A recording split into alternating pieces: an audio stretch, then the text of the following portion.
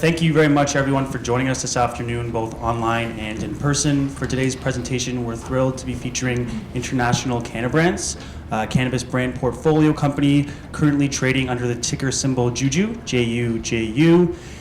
Joining us today, we have CEO Steve Gormley, who will be providing a corporate overview, which will focus highly on 4 strategic acquisitions that the company currently has in the pipeline. Please be aware of the cameras situated throughout the room, as this is a live webcast to a large online audience. And we ask that you please hold your questions until the end, as we will have time dedicated to attend to those questions at the end. And without any further ado, thank you everyone for your patience. We'll pass it along to Steve and the team. Thank you. I don't think I've been at a podium like this since I got out of graduate school. So I want to thank you all for assembling. I see some familiar faces around the room, and I see some new faces as well. And I'm grateful to Gravitas for having been a stalwart supporter of International Cannabrands from the beginning of my ascension to the board and to my current role as CEO. And I'm really excited today to provide our shareholders, who've been quite patient with us over the past quarter, an update detailing the tremendous momentum and growth we've had at the company. Just to put it in context, and to thank Gravitas again, Gravitas and Canaccord together helped us in a brokered financing raise $5 million in the worst market in 71 years. We went out in October and we closed in January, and we were one of only a handful of companies on the CSE to actually complete their stated goal. We filled our dance card, and we did some tremendous things with that resource. So for those of you who are listening for the first time, who aren't familiar with JUJU, who are interested in cannabis and want to learn more about stock picks that are sturdy and reliable, you've come to the right place, and I'm going to be grateful to give you a brief historic to put in context our growth story and to share with you how we got here today. So International Cannabrands, which trades on the CSE under the ticker symbol JUJU, went public through an RTO in September 2017.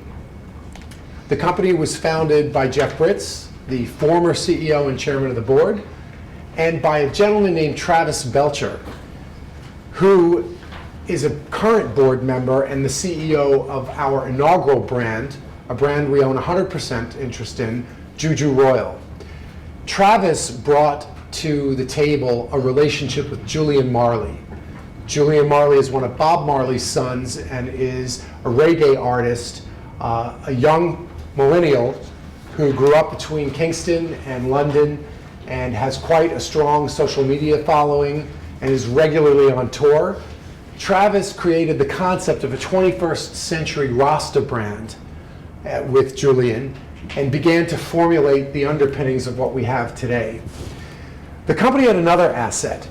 It had an LOI with a company by the name of La Vida Verde. La Vida Verde is a family of brands that dominates the Northern California market out of Santa Cruz. It was founded by a cannabis visionary, Bryce Berryassa, and it enjoys some of the most robust distribution and market penetration of any family of brands in that market. So when I came on board in July of 2018, the company had an LOI that was on life support. It just so happens that Bryce Berryassa is a personal friend of mine. I'd vetted all of his businesses. I'd worked with him on and off for 6 years. So the synergy and the kismet of that particular transaction made itself clear out of the gate. And so I knew that I wanted to take a closer look at this business. I didn't join the company until July. I was actually approached a year ago in April 2018. But the company had a preferred share structure, a .A at the end of that JUJU, that made it all but impossible to generate real financing. The cap structure was upside down, and the former CEO, a lovely person, had not had previous cannabis industry experience, and hadn't had public company experience since the mid-'80s. And I knew that I couldn't sell that package into the market. So the board offered me an opportunity to bring my own team in and turn the company around. Just for your edification, I've been in the cannabis business for 7 years, which makes me a veteran. If you Google my name, Steve Gormley, with the words marijuana or cannabis, you'll see what I've been up to the past 7 years. But I've touched all aspects of the business, operating and owning businesses that scale from hydroponics retail gardening supply enterprises to large and small scale cultivation facilities, owning and operating licenses in the California market, operating and owning interests in dispensaries, distribution companies, worked with lobbying firms. There isn't an aspect of the business from seed to sale, from regulation to taxation to lobbying that I haven't touched or some member of my team hasn't touched. My partner who came with me in July 2018, Neil Pomeroy, is a Wall Street veteran with 25 years on the market. He's a Harvard MBA who spent 10 years at Credit Suisse, who founded their leveraged buyout division and sold it. Also a brilliant marketer and operator of large-scale retail businesses. He operated the Hard Rock Casino from 2007 to 2011. So those of you online and those of you in the room who passed through the halls of the Hard Rock during that time period, we've got you on tape. So I'm going to jump into our vision and who we are. So I'm going to take this to slide. Let's see. Oh, down. Okay, sorry. We are going to go to the vision page. So I'm just going to give you an analogy on what we're about. Fundamentally, International Cannabrands is a brand play.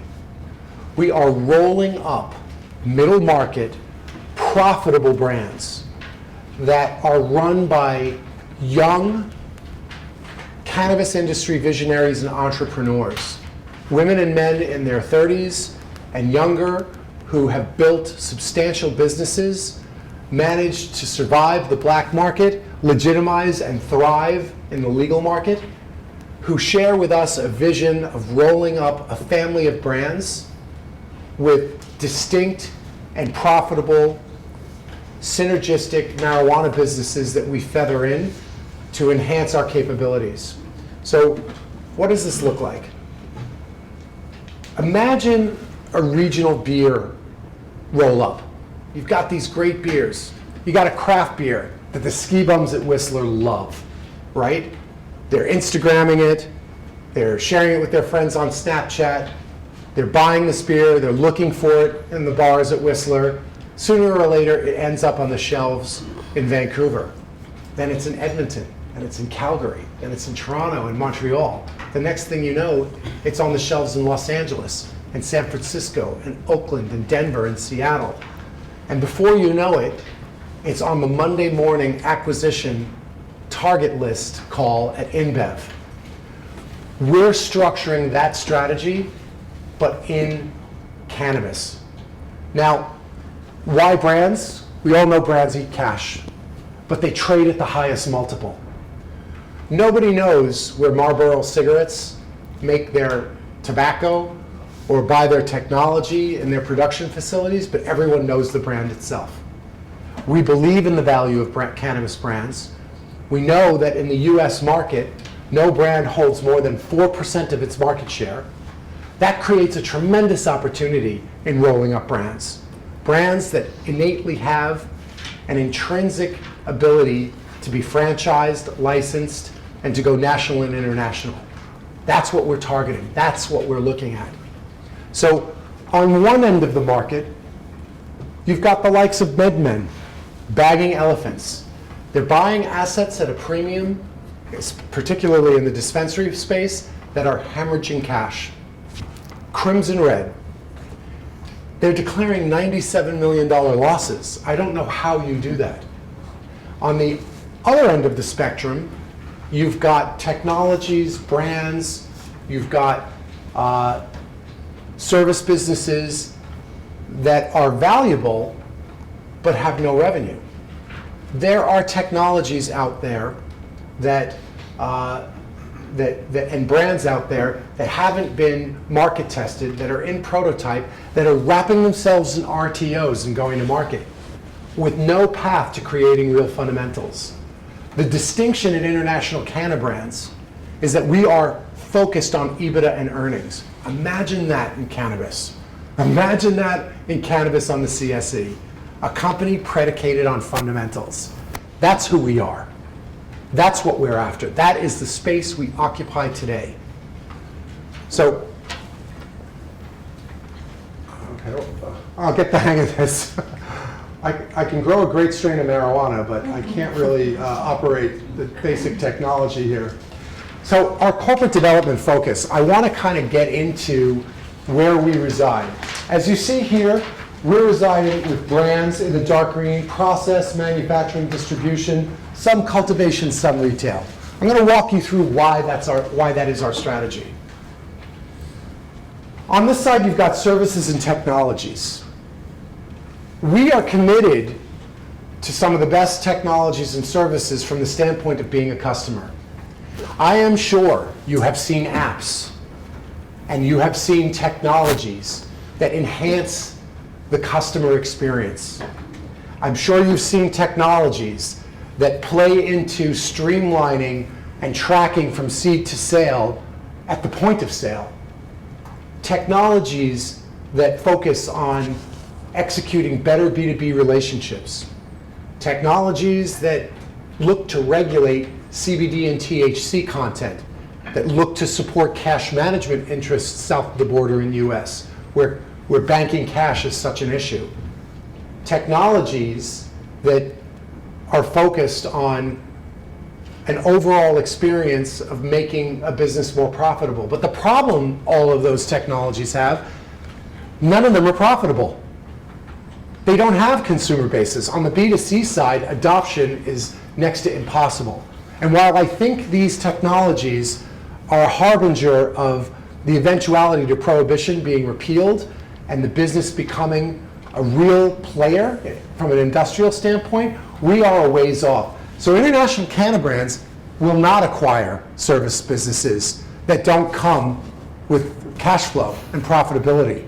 We will not acquire technologies at this point, because my view on technologies is you need to go long on those or not get in right now. As an operator of brands and marijuana businesses, we need to be agnostic in this approach.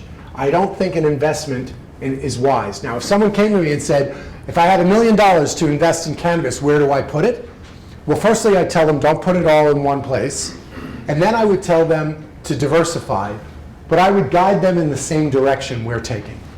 I wouldn't go in services, I wouldn't go in technologies and devices. Why brands? They trade at the highest multiple, like I said. Why brands? Because at the end of the day, they will be the market leaders. And when the InBevs of the cannabis world are demanding earnings because they've had to tolerate $97 million losses, and they've invested in RTOs that wrap themselves around businesses that had no distribution or market penetration, they are going to need to acquire those earnings. And where are they going to come? So processing, manufacturing, and distribution, the reasoning behind this is simple. Those businesses are high margin businesses. They operate anywhere between a 30% margin and a 60% margin. They address the supply chain issues that have struck California in a significant way over the past 12 months. They create an opportunity of transfer pricing among companies within the portfolio that help increase EBITDA margins and reduce the cost of production. I love cultivation for that reason.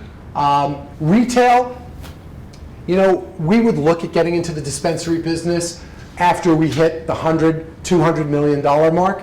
I like dispensaries, I've been in that business, but the reality is you're buying cigarettes or you're buying beer, you're not going to a specialty smoke shop, you're going to Tim Hortons, you're going to a petrol station, you're going to Walmart. And while right now the dispensary is a critical component of distribution in the cannabis business, if you're looking at it long term, I would be really judicious about what you get into in terms of investing in a dispensary. I would go short on dispensaries because there's an eventuality to them becoming commoditized and being overtaken, especially in the CBD market, by the likes of Walmart and Tim Hortons and places like that. But we will potentially invest in strategically located dispensaries because it's a phenomenal opportunity to showcase our brands. Media and marketing, I take the same view there as I do on technology and devices. We just feel that those are services. We want to be customers. We want to leverage those kinds of services and assets to market our stock and to market our brands. But in terms of acquiring those in-house, it's not a one-size-fits-all, and the same issue that technology and service business confront, marketing and media businesses confront the same issue in cannabis. They're just not profitable. So that is our corporate development focus. Before I get into the assets, I want to tell you what we've done. So I brought you back through the historic of the company. I talked about having converted 26 pref holders and restructuring a preferred share structure and having 92 million shares returned to Treasury. We closed on 51% of the La Vida Verde transaction. And how did we structure that transaction? The way we're structuring every acquisition in our pipeline, and I'll get into where we're going in the future in our acquisition pipeline. But our deals, we don't look to buy more than 51%, and I'll tell you why. I'm long enough in the tooth where I know that even the most ambitious entrepreneurs who sell 100% of their interest and take all the money off the table get fused to a beach chair, and you can actually watch the work ethic drain out of their bodies. We want people that are engaged. We want them owning half of their business to build that other half, that minority interest, into something even more valuable than what we acquired in the first place. We want younger entrepreneurs who have auditable financials, profitable businesses, and pass our rigorous background checks. And that's a narrow field, but this team has managed to do it. So we closed on 51% of the La Vida Verde transaction after closing a $5 million round of financing in January, again in the worst market in 71 years. We're very proud of that, and we couldn't have done it without the support of our friends at Gravitas and Canaccord. We deployed working capital into La Vida Verde so that they could buy new equipment to continue to expand their gummy business and the edible business, to modernize their kitchen and their production facilities, and to hire the human capital they need to double and triple the size of that business. They've hired 3 salespeople for that unit up north in California, 3 brand ambassadors, and bringing on the best and brightest to help modernize and professionalize their accounting and reporting practices so that they can operate at the standard of a public company in Canada. JUJU Royal, we completely revamped. We changed the packaging to be able to focus on millennial males who demand a sexy, well-packaged product, a luxury velvet rope product that is priced at a mid-market price point that they can afford. We've quintupled distribution in that business unit since January. And lastly, what I'm most proud of is the team that we've poached. So I'm going to be turning over the discussion on our brands to my newly minted Chief Marketing Officer, Bethany Stiles. I'm sorry, Jesse Meighan. Bethany Stiles is our newly minted Vice President of Sales. These 2 women, along with Allison Bryce, who is our new COO, these 3 women are, in my estimation, the most formidable women in cannabis in the United States. Jessie founded Jane West, arguably the most renowned women's brand in cannabis in America. I've been courting her for years. I tracked her down and poached her and brought her over after a 5-year arm wrestle, and could not be happier to have the woman I consider to be the strongest marketer of cannabis brands in America. Bethany Stiles is a legend in her own right. She's been in the industry like Jessie. Bethany's been in the industry for 6 years. A tremendous veteran, especially at the stage of their career that they're in. These women have on lockdown the top tier dispensaries in the LA basin, which are critical to the sales and distribution strategy of any brand in America. Bethany was at a business lunch with me a month ago, and she was sitting with her former employer. Now, I was smart enough a couple of minutes in to ask her for her card, and 20 minutes into the lunch, I turned to her employer and I said, "I'm just letting you know I'm poaching Bethany. I'm calling her after this meeting and I'm taking her from you." And that's what I did. And we have done that with Corey Kite, who is our Vice President of Sales in Northern California. Corey started in the industry in 2005, a licensed cultivator and dispensary operator. He is in his own right a formidable visionary in the cannabis industry.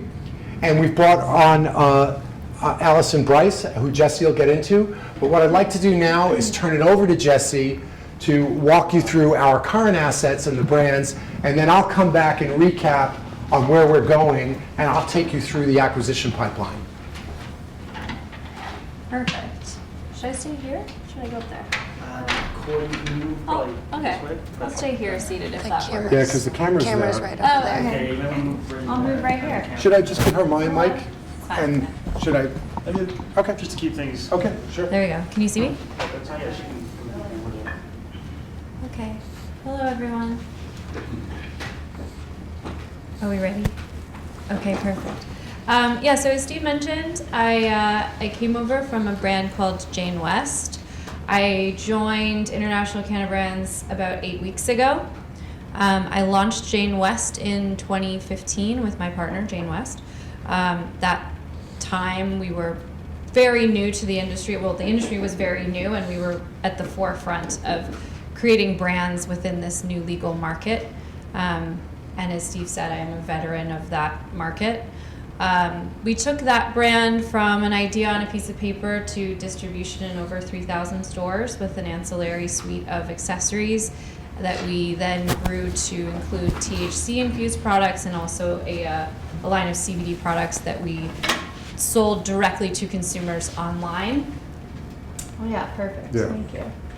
And created a pretty robust B2C digital strategy around marketing CBD to mainstream consumers. So I consider myself sort of an expert in that demographic and that product type. What attracted me personally to this opportunity is the ability to work on multiple brands. I'm a creative at heart, so getting to work on a bunch of different things is really attractive to me. In addition to that, you know, all of these brands had a visionary at the helm who was intact. They're all entrepreneur-created brands, so they had all beautiful stories, but frankly under-leveraged brand permission, and I was really just excited to blow them out. I was really excited to, tell more people about the story of these brands because they're all really compelling. And there's a lot of brands right now being born in corporate offices, being born in advertising agencies. All of those brands have something all those brands lack something you can't buy, which is authenticity.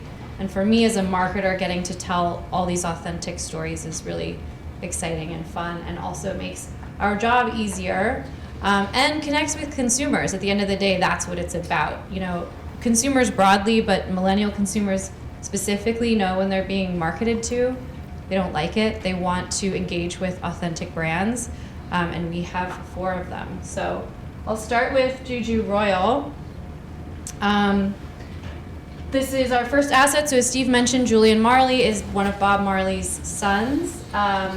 He's an interesting guy. He grew up between Kingston and London listening to The Clash, so he has some cool influences that are a bit unexpected when you think about a Rasta brand or a reggae brand. And yes, it is all those things, but it has these additional sort of more modern influences as well that make it really pitch perfect for the millennial male demographic that Steve mentioned. One advantage we have over the other Marley brand in the market is that Julian is alive. So he's highly engaged with the brand. He's highly engaged with his audience. He has a pretty impressive digital footprint across social media that we're able to leverage. We're able to build activations around his tour schedule and utilize him to make personal appearances and do some really fun stuff on the branding and marketing side to build awareness. Let's see, I have control here. Other way. Other way. So these are the products within JUJU Royal. There are actually 3 product lines. There's 2 here and one I'll talk about. So on the right there is the newly refreshed packaging for the JUJU Royal collection. This was born as proprietary strains that were a cross of Jamaican land race strains with Southern California strains. So something pretty new and different and gained a cult following that then grew and expanded into consumables, edibles, disposable pens, cartridges, broader range of products. We then added Julian Marley Private Reserve on the left there, the purple and gold. So this is a higher price point, higher quality, really beautiful packaging, premium product. Retailers are really excited about both of these product lines and consumers are really responding as well. What you don't see here is our CBD collection, which is a full suite of CBD products that launched 2 weeks ago. It includes cartridges, disposable pens, edibles, and is going to expand into some topicals as well. We're building right now a digital strategy around that that's going to largely be B2C focused at first, and I'm really excited about that. That's one thing I really know how to do, so I'm excited to do that again. Next we have La Vida Verde. This is the family of brands out of Santa Cruz that Steve mentioned. So there's 3 brands housed up there, and I'll just move to the next slide so we can see them. So I'll start with La Vida Verde, which is there on the bottom left in orange. This is a line of health and wellness products. They are healthy, organic edibles and tinctures. They are non-GMO, they're sugar-free, gluten-free. All of the ingredients in these products are ingredients that a health-conscious consumer is looking for, even without the THC. So they're supportive, they're really beautiful, and they were created by a Michelin chef, so they happen to taste amazing. And I don't know how many cannabis tinctures you guys have tried, but they don't typically taste very good. It's not a pleasant experience. These are really delicious. I always lament that I can't have more of the tincture because I don't want to use that much THC, but they really are tasty. Above that, you'll see Blank. This is a kind of cheeky brand in its tone and aesthetic. We call it the anti-brand. It's kind of agnostic. So this is for the consumer who's not interested in paying a premium for fancy packaging or branding. They're interested in a high quality product, but they're really looking to get, a decent number of THC milligrams for their dollar. So this is high volume, it's well priced, it does really well. And then the third brand there on the right is Skunk Feather. I like to say this one has kind of the most street cred in cannabis of the 3.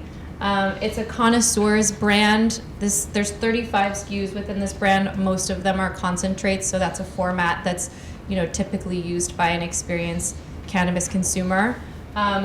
Bryce Berryassa, the cultivator and LVV partner behind this product, is very well known in Santa Cruz and in Northern California as a master cultivator, and he's well known for his products. People drive for 2 hours when these drop, and it's really interesting and has a ton of credibility in cannabis. It's a really interesting brand. So those are the brands. They touch on a lot of different demographics, a lot of different price points. These are the 4 we have now, and we're going to keep acquiring brands as we go. And then I'll speak just briefly to the new team members, as Steve mentioned. I'll let Bethany introduce herself and talk about her background and sales strategy in just a moment. But as Steve mentioned, we hired Corey Kite, who has been in the cannabis industry since 2005. First thing he and I did, we started the same week, was hire 3 new sales reps and 3 new brand ambassadors in Northern California. We did an immersive training with them, got some improved materials in their hand, got them out into the field, and we're looking to replicate that in Southern California in the next couple of weeks. We also brought on, whose first day is actually today, a woman named Allison Bryce, who began her career in cannabis in cultivation and ended up working in an ad agency out of LA called Composite that's focused on developing cannabis brands. She was then brought in-house at Bebo. You'll hear Bethany mention in her resume Foria, Dosis. I'm dropping a lot of names. These are all really formidable brands in California, in the States. This team, I think, uniquely, I struggle to think of another management team where every single person has over 5 years of industry experience in cannabis. And the collection of brands that we've all worked for means our network is also unparalleled. So I'm extremely excited to work with this team. And with that, I'll turn it over to Bethany. We'll switch seats here. Thank you, everyone. I can stand up here. Hello, can you all hear me? Yeah, we're good? Okay. Hi guys, I'm Bethany Stiles. I just joined the team a little over 2 weeks ago, so I'm honored to be in front of you all today. Like Jesse touched on, I was number 9 with a company called Dosist. I was also number 5 with Foria. I've had the unique ability and pleasure of being in the room with some of the top operators in the California market, which also created CBD products as well that have gone national. So, you know, part of why I joined this company was from my experience at Dosist. You know, we had a founder CEO when I joined who stepped down, and one of our main investors came in to bring his business acumen in and really scale the company. So seeing the transition from my position in sales, I knew that I wanted to be in that position as far as coming in with a team like International Cannabrands and helping these unique brands in this space really scale their business and take it to the next level. And that's exactly what we're doing. So with the relationships that I've built over the past 6 years, I'm able to really capitalize on them with these brands and provide something that is really unique to the LA market. We're really starved for brands like these, not just the brand message, but the proven operators behind them, and the ability to provide something really unique to the market. So my strategy is very simple. I believe in the 80-20 rule. I'd rather be in 100 of the best shops in California than pepper the field and be in 400 shops that don't have great sell-through. They're going to waste a lot of time and effort and money. As we all know, time is money, and being in sales, it's all about being efficient with those relationships. So that's my strategy. I'm, again, honored to be here, and I'll pass it back over to Steve. Thank you. I'll grab the, okay, Yeah. Great. So we've brought you through our brands. We've brought you through the history of the company, and we've told you what we've accomplished since July, but moreover, since we closed a $5 million brokered round of financing in January. Now I'm going to talk about what's coming up in the future. But before I do that, I want to share with you that we've been quiet this past month. We haven't carpet bombed the market with press releases that lack substance or genuine meaning. We have focused on building our business, on creating momentum, generating a growth engine predicated on EBITDA and earnings, and integrating these companies and putting the capital to good use. Again, we've tripled distribution in La Vida Verde. We've acquired 51% of that profitable business and brought into the fold the visionaries who founded that company. We have repackaged and remarketed and grown our core business, our inaugural brand, JUJU Royal. We've quintupled distribution there. We've brought on the best team in cannabis, poached from some of the most reputable companies and competitors in the space so that we're second to none when we take our assets out to market. Where are we going? We now have 4 new investment candidates that I'd like to talk to you about today. The first, Project Venom. This addresses a lot of supply chain concerns, and what I talked about earlier was feathering in these cannabis businesses that support greater EBITDA margins that are synergistic to the development of world-class brands, cultivation, manufacturing, distribution, so that we address all of the supply chain concerns that exist in the market today, but also create more efficiencies and economies of scale in how we price our products and how we fill our brands. So Project Venom, I love this particular asset. It's a modest-sized, profitable cultivation. It's literally on the campus of La Vida Verde, and it's owned and operated by principals in that company.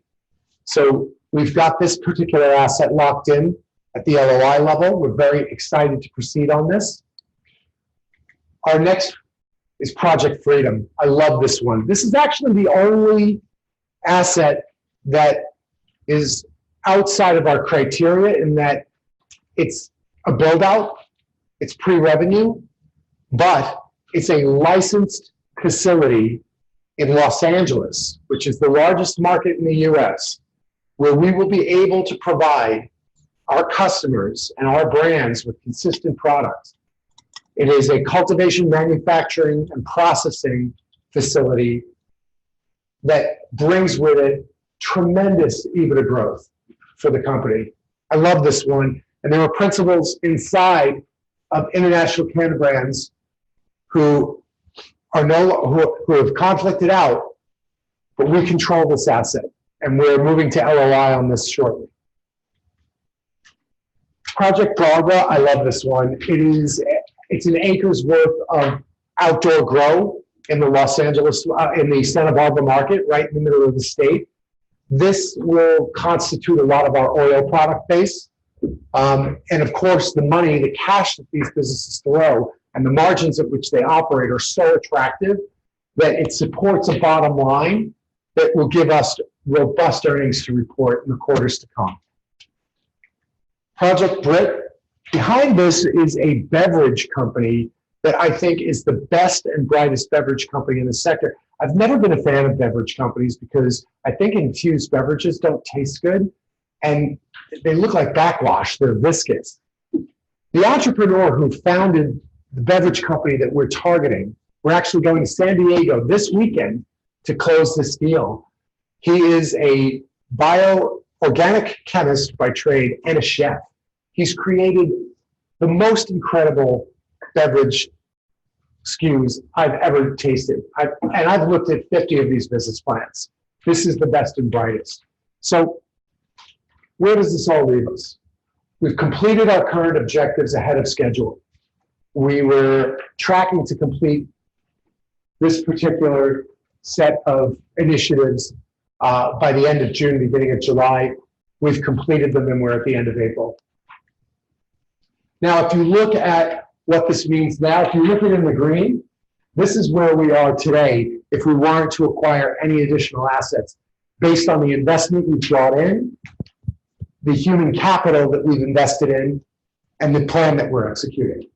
So you see here the revenue and EBITDA on this, and as each particular asset is acquired, we layer in the pro forma where that brings us. So I believe what we have here, now this is the warrants, is a 10-bagger.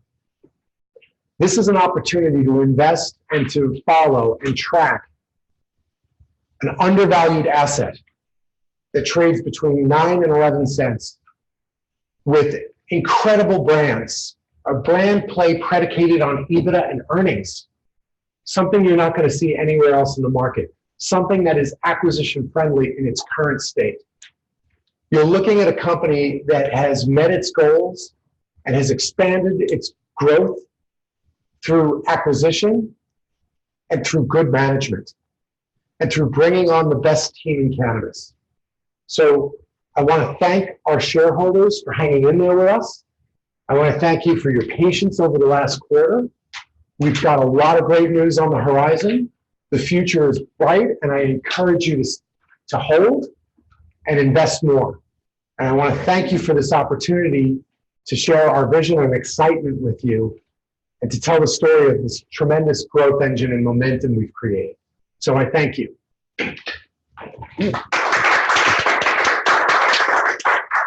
Oh, questions? Yes, sir. Do you plan to just like develop brands in-house and then sell them to another company, or No. No.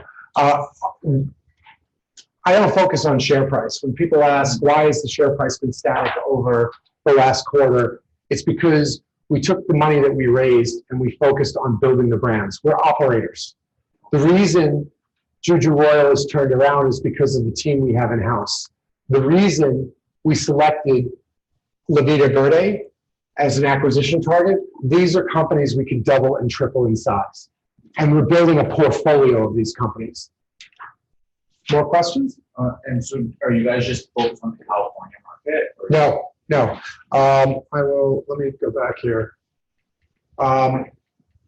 So you'll notice that there are a proliferation of market-friendly states west of the Mississippi. I'm going to give you a little history lesson on why that's the case.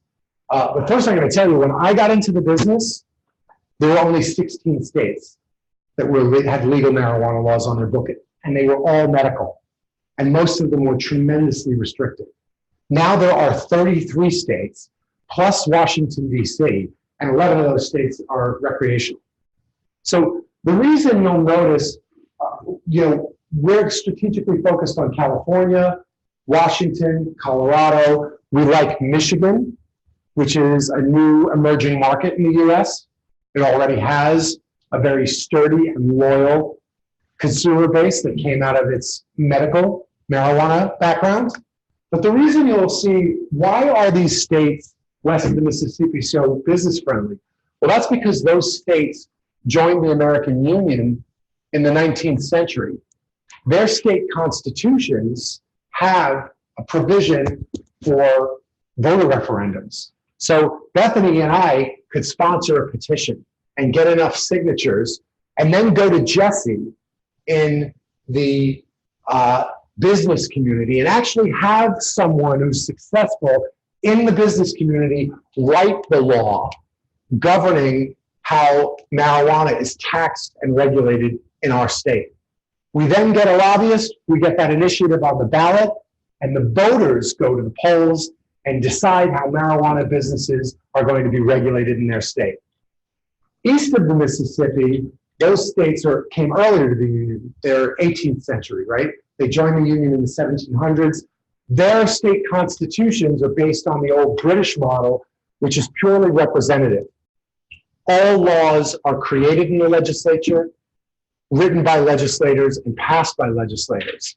That creates an environment of bureaucracy that is the antithesis of being business friendly, right?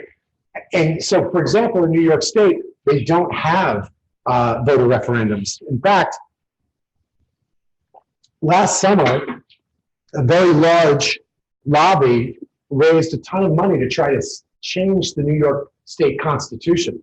They went to the Constitutional Convention to try to get that component of New York State's Constitution overturned, and they failed. So I don't think that you'll see that proliferate. I love the New York market. I'd love nothing more to be in Texas and New York, the two largest black markets in the US, but it's not likely given the current environment. And for our purposes, while we at International Cannabrands support comprehensive decriminalization and legalization, we support the repeal of prohibition because at the corporate level, we believe that the marijuana laws in the United States are racist, misogynistic, and they have been a failure to the American taxpayer. We also believe the loss of tax revenue from marijuana a drug that the overwhelming majority of the medical community concedes is safer than certainly opiates and alcohol. We believe that people who suffer from illnesses best treated by cannabis products should have safe and legal access to their medicine. However, while it was a defeat for the movement when Trump won the election and installed Jeff Sessions as his attorney general, it created an opportunity for those of us in the US cannabis market. Because I'll tell you, we now have time to pool and gather assets at a discount. I think what you'll see in the US, and I don't have a crystal ball, so this is all speculation on my part, as an American and as someone who's been in the cannabis industry for 7 years. I think the first step you'll see toward the repeal of federal prohibition is a rescheduling of the drug. Right now, it's a Schedule I narcotic, on par with heroin and LSD and crystal meth, right? That's what the federal government in the US says about marijuana. There's an eventuality to it being rescheduled, and it's the next likely step, which could happen by executive order. What that would mean is all the banks come off the sidelines, because at that level, if it's a Schedule II narcotic, it's on par with Xanax and with oxycodone. So you'll see the American banks come off the sidelines, and lenders and institutional investors will jump in the game at that point. But that still won't change the landscape of how the market works. And so the reason we're focused on California, 50% of all revenue, legal revenue in the US, comes from California. Half of that is lodged in the LA basin.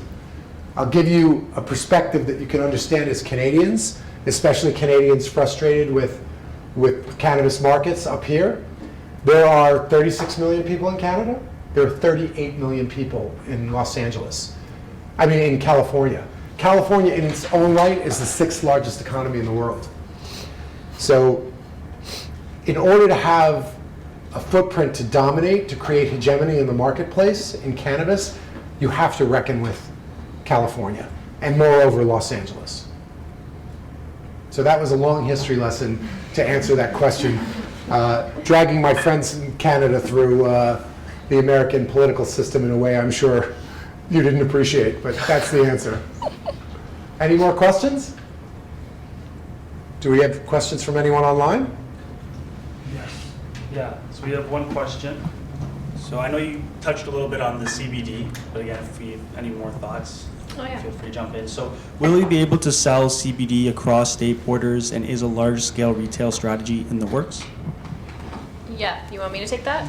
You want to say it? Sure. Sure. Hello. So yes, large-scale retail strategy absolutely in the works. And yes, if it's hemp derived, you can sell it anywhere in the States, and you can sell it internationally as well. That's it.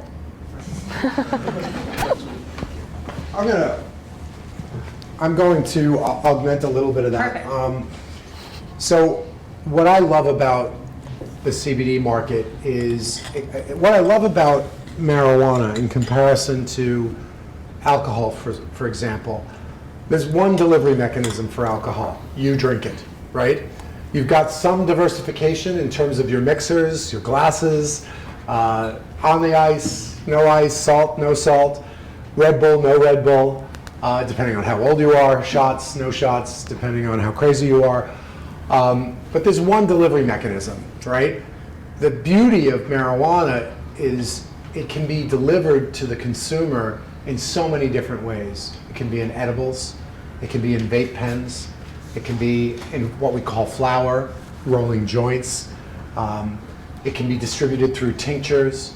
It can be distributed through ointments and topical creams, translingually. There are so many different delivery mechanisms, and that provides a way to speak to a whole host of audiences that have their preferred method of consumption. CBD is a whole segment that has tremendous growth, not only in the general consumer market, but I can't tell you how many CBD for dogs and cats and pets, how many of those decks I've seen in the past couple of months. CBD has a certain kind of name recognition in the market. People don't understand what it is or what it does, but they know it's healthy and good for them. People relate to it like they do vegan, vegetarianism, paleo, that kind of sort of sensibility is this health and wellness sensibility that it telegraphs to the consumer is something that enables it to be spread out in a variety of different delivery mechanisms and product offerings. So I think this is probably the highest growth sector, not only in the United States, but worldwide. I think the use of CBDs in almost every kind of product, and I've seen pitches from shampoos with CBD in them, topical solutions, translingual solutions, to creams, and people looking at putting it in makeup. So I think it's a tremendous growth sector. We will certainly be riding that wave. And the fact that it has so few restrictions in the US from a legal standpoint makes it a very attractive proposition. We got another question. Sure. Segueing to Canada, when will we be able to buy JUJU products in Canada? That's a great question. So we are actually in talks with a Canadian group about actually opening up branded JUJU Royal stores in Canada. It's a little complicated here. So a couple of things about our friends in Canada, and given the current climate south of the border, I pretend I'm Canadian when I'm traveling abroad. But given the current climate, Canada was at the forefront of creating a legal cannabis market in the first world. And from the standpoint of how financings are done, Canada absolutely trumped Wall Street. Wall Street has ceded for a decade to come its hegemony in the financing sector in cannabis, right? Because even if it were legalized in America tomorrow, Bay Street has a decade of vetting these deals, of being in and out of deals, of losing their shirt and having huge windfalls. And so the experience in the financing sector in Canada is tremendous. The area where Canada just doesn't have it right, you've got no edibles here. When you're marketing in, you can't market brands and you can't market celebrities, you can't leverage so many different kinds of iconography and assets. Your businesses, from a marketing standpoint and a merchandising standpoint, are hamstrung for no good reason. It's perplexing to me, as a cannabis industry pioneer myself, that such a progressive country that has done so much worldwide to advance the cause of cannabis would be so backward in its regulations and how it hamstrings its businesses. So that's part of the challenge of getting anything done here. And you can't go from one province to the next and rely on the same regulatory or tax structure. That's the other challenge that you face here in Canada. Any other questions? No, that's it. All right. Well, yeah, thank you once again Thank to you all for the having viewers. us. Appreciate it.